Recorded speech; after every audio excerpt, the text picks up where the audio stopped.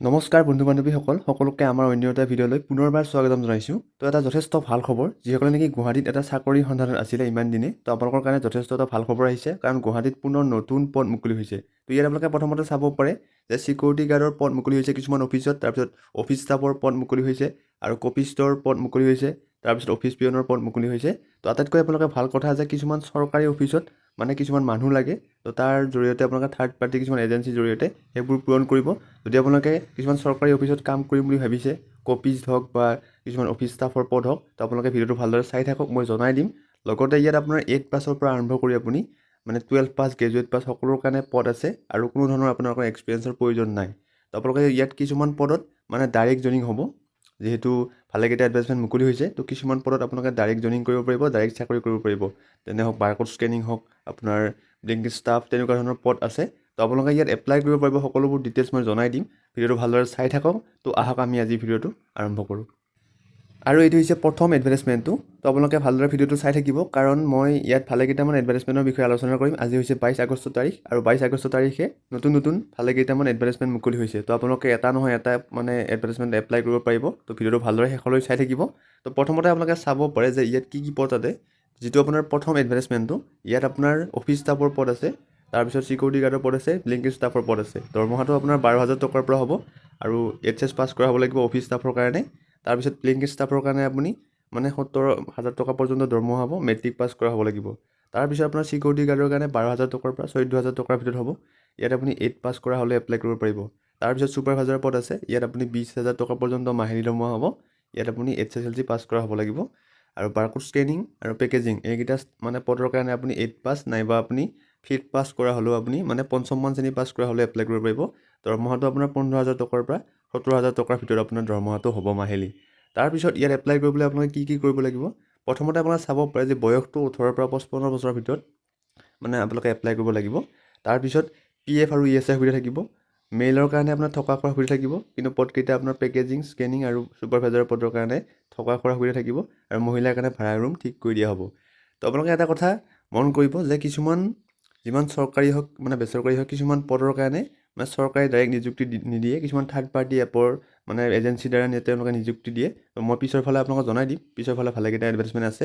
তো এই এডভাৰ্টাইজমেণ্টত এপ্লাই কৰিবলৈ আপোনালোকে এই নাম্বাৰটোত প্ৰথমতে যোগাযোগ কৰিব লাগিব, এইটোত 941801834470। এই নাম্বাৰটোত আপোনালোকে কথা মানে ফোন কৰি ভালদৰে সুধি ল'ব লাগিব, কথা পাতি কেনেকুৱা কি প্ৰচেছ, তাৰপিছত আপোনালোকে এপ্লাই কৰিব পাৰিব, আৰু আপোনালোকে ডাইৰেক্ট জইনিং কৰিব পাৰিব যদিহে আপোনালোকে বিচাৰিছে।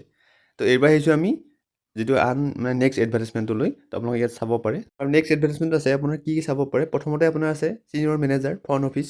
ইয়াত আপোনাৰ অফিচটো আছে, যিটো আপোনাৰ ৰিজৰ্টত হ'ব, চেৰাপুঞ্জী। ইয়াত আপোনাৰ এক্সপিৰিয়েঞ্চ বিচাৰিছে। ইয়াত এপ্লাই কৰিবলৈ আপোনালোকে এই নাম্বাৰটোত মানে এই যিটো আছে ইমেইলটোত আপোনালোকে 27 আগষ্টৰ আগত মানে CV খন পঠাব লাগিব। ইণ্টাৰভিউ আপোনাৰ গুৱাহাটীতে হ'ব, ইণ্টাৰভিউ ভেন্যুটো। তাৰপিছত আপোনাৰ নেক্সট পষ্টটো আছে মেথছ টিচাৰৰ। ইয়াত নাৰেংগীত আছে স্কুলখন, আপোনাৰ গুড চেলাৰী। ইয়াত আপোনালোকে কণ্টেক্ট কৰি ল'ব পাৰিব যদি আপোনালোকে মেথছত ভালদৰে পঢ়াব পাৰে, এই নাম্বাৰটোত কল কৰি সুধি ল'ব পাৰিব। তাৰপিছত আছে আপোনাৰ আটাইতকৈ ভাল যে আপোনাৰ এছামিজ টাইপিছ, অৰ্থাৎ আপোনাৰ অসমীয়া টাইপিছৰ প্ৰয়োজন আছে। ক'ত আছে? চৰকাৰী অফিচত আছে, সমগ্ৰ শিক্ষা এছাম অফিচ, যিটো আপোনাৰ কাহিলীপাৰাত আছে DPI-ত।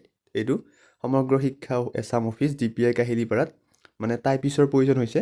এইকেইটা আপোনালোকে থাৰ্ড পাৰ্টি এজেঞ্চিৰ দ্বাৰা পূৰ কৰিব, ডাইৰেক্ট চৰকাৰী পদ নহয়। যদি আপোনালোকে এনেকুৱা ধৰণৰ চাকৰি কৰিম বুলি ভাবিছে, তেতিয়াহ'লে এই দুটা নাম্বাৰ দিয়া আছে কণ্টেক্ট নম্বৰত, আপোনালোকে সুধি ল'ব পাৰিব, নাইবা আপোনালোকে অফিচত গৈ ভালদৰে বুজি ল'ব পাৰিব। এইটো সমগ্ৰ শিক্ষা এছাম অফিচ DPI কাহিলীপাৰা। ইয়াত আপোনাৰ মানে মাইক্ৰ'ছফ্টত কাম কৰা আপোনাৰ নলেজ লাগিব, আৰু চেলাৰীটো আপোনাৰ ইয়াত উল্লেখ নাই, কিন্তু ভাল চেলাৰী দিব যিহেতু আপোনাৰ চৰকাৰী অফিচ। আৰু আপোনাৰ টাইপিং স্পীড লাগিব 40টা মানে ৱৰ্ড প্ৰতি মিনিট, পাৰ মিনিটত আপুনি বা তাৰ ওপৰত আপুনি মানে টাইপ কৰিব পৰা হ'ব লাগিব, যিহেতু টাইপিছৰ পদ এইটো। তো আপোনালোকে যদি মানে কম্পিউটাৰত অলপ ভাল বা টাইপিছ কৰিব বিচাৰে, তেতিয়াহ'লে এই পদটোত এপ্লাই কৰিব পাৰিব। এই নাম্বাৰকেইটাত আপোনালোকে কল কৰি ল'ব পাৰিব, স্ক্ৰীণত দিয়া আছে আপোনালোকৰ নাম্বাৰকেইটা। এই নাম্বাৰকেইটা ভালদৰে চাই আপোনালোকে কল কৰি সুধি ল'ব পাৰিব এবাৰ। তাৰপিছত আছে আপোনাৰ ইয়াত নেক্সট পষ্টটো, ইয়াত আপোনাৰ পেথলজিষ্টৰ বা ফাৰ্মাচিষ্টৰ পোষ্ট আছে উলুবাৰী গুৱাহাটীত। তো আপোনালোকে ইয়াত কণ্টেক্ট কৰি সুধি ল'ব পাৰিব। আৰু ইয়াত আপোনাৰ পিছৰ ফালে ভাল পদ আছে, কিছুমান অফিচ পিয়নৰ, কিছুমান অফিচত অফিচ পিয়নৰ পদ আছে, মই জনাই দিম, লাহে লাহে আহি আছে। তো আপোনালোকে ভিডিঅ'টো শেষলৈ চাই থাকিব। এই নাম্বাৰটো আপোনালোকে কণ্টেক্ট কৰি ল'ব পাৰিব, যিসকলে নেকি মানে আপোনাৰ ফাৰ্মাচিষ্টৰ কিছুমান কোৰ্চ কৰা আছে, এইটো নাম্বাৰত কল কৰি ল'ব। তাৰপিছত চিকিউৰিটি গাৰ্ড মেল ফিমেল, ইয়াত ছিকিউৰিটি গাৰ্ডৰ আপোনাৰ পদ মুকলি হৈছে, মেল ফিমেল এই নাম্বাৰটোত আপোনালোকে কল কৰি ল'ব পাৰিব। ইয়াত মিনিমাম আপুনি 10 পাছ কৰা হ'ব লাগিব আৰু মেল ফিমেল সকলোৱে এপ্লাই কৰিব পাৰিব। যোৰহাটত কিন্তু এইটো, গুৱাহাটীত নহয়। তো আপোনাৰ যোৰহাটৰ পৰা যদি চাই আছে তেতিয়াহ'লে এই মেল ফিমেল মানে ছিকিউৰিটি গাৰ্ডৰ পদ এপ্লাই কৰিব পাৰিব। কিছুমান অফিচত পদ মুকলি হৈছে, এই নাম্বাৰটোত আপোনাক কল কৰি সুধি ল'ব পাৰিব। তাৰপিছত আপোনাৰ নেক্সট যিটো এডভাৰ্টাইজমেণ্ট আছে ইয়াত মই দেখাই দিছোঁ। আৰু নেক্সট এডভাৰ্টাইজমেণ্টটো আপোনালোকে চাব পাৰে। ইয়াত প্ৰথমতে মই দেখাই দিছোঁ যে এছাম প্ৰফেচনেল একাডেমীত পদ মুকলি হৈছে গুৱাহাটী আৰু মৰিগাঁও শাখাত। আপোনাৰ গুৱাহাটীতো পদ মুকলি হৈছে আৰু মৰিগাঁও শাখাতো মানে নিযুক্তি তেওঁলোকে দিব। ইয়াত প্ৰথমতে কি পোষ্ট চাব পাৰে, মবিলাইজাৰ, ফিল্ড কোঅৰ্ডিনেটৰ আৰু অফিচ বয় বা অফিচ পিয়ন এনেকুৱা ধৰণৰ পদ মুকলি হৈছে। ইয়াত ভেকেঞ্চিটো উল্লেখ নাই, কিন্তু যথেষ্ট ভেকেঞ্চি মুকলি হৈছে, কাৰণ যিহেতু দুটা শাখাত গুৱাহাটী আৰু মৰিগাঁও শাখাত পদ মুকলি হৈছে। যদি আপোনালোকে মৰিগাঁৱৰ পৰাও চাই আছে, মৰিগাঁৱতে কৰিব পাৰিব চাকৰি, আৰু আপুনি গুৱাহাটী যদি চাই আছে তেতিয়াহ'লে গুৱাহাটীতো কৰিব পাৰিব, অসমৰ বিভিন্ন জিলাৰ পৰা গৈও। ইয়াত আপোনাৰ সুবিধাসমূহ কি আছে, দৰমহাৰ লগতে থকা খোৱাৰ ব্যৱস্থা দিয়া হ'ব মানে অফিচৰ ফালৰ পৰা। আৰু যদি আপোনালোকে মানে ইণ্টাৰেষ্টেড তেতিয়াহ'লে ইণ্টাৰভিউ চলি আছে, তেতিয়াহ'লে আপোনালোকে ইণ্টাৰভিউলৈ যোগাযোগ কৰিব লাগিব। যোগাযোগ কৰাৰ কণ্টেক্ট নাম্বাৰ দিছে। আৰু আপোনাৰ যিটো অফিচৰ স্থান আছে ক'ত, Assam professional academy, Ulubari, Bora service, Guwahati, অৰ্থাৎ বৰা ছাৰ্ভিচত আছে এই মানে অফিচটো। তো আপোনালোকে মানে এপ্লাই কৰাৰ আগত এবাৰ কণ্টেক্ট কৰি দুটা নাম্বাৰত কণ্টেক্ট কৰি সুধি ল'ব পাৰিব। এই দুটা নাম্বাৰ দিয়া আছে, এই নাম্বাৰকেইটাত কণ্টেক্ট কৰি আপোনালোকে ভালদৰে জানি ল'ব পাৰিব।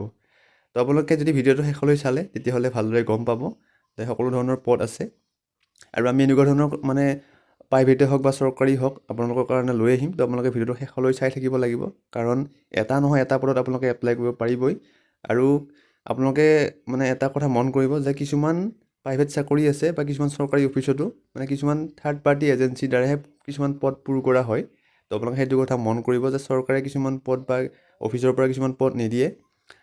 কিছুমান ডাঙৰ অফিচবিলাকত মানে ক্লিনাৰ, অফিচ বয় বা অফিচ পিয়ন এনেকুৱা ধৰণৰ পদ কিছুমান মানে খুব কম সংখ্যক পদ মানে কিছুমান থাৰ্ড পাৰ্টি এজেঞ্চিৰ দ্বাৰা পূৰ কৰা হয়। তো আপোনালোকে যদি ইচ্ছুক তেতিয়াহ'লে এইকেইটা মানে এডভাৰ্টাইজমেণ্টত মানে ভালদৰে এপ্লাই কৰিব পাৰিব। বহুকেইটা এডভাৰ্টাইজমেণ্ট আছে, যদি আপোনালোকে ভালদৰে বিচাৰিছে তেতিয়াহ'লে ইয়াত কণ্টেক্ট কৰি ল'ব পাৰিব। তাৰপিছত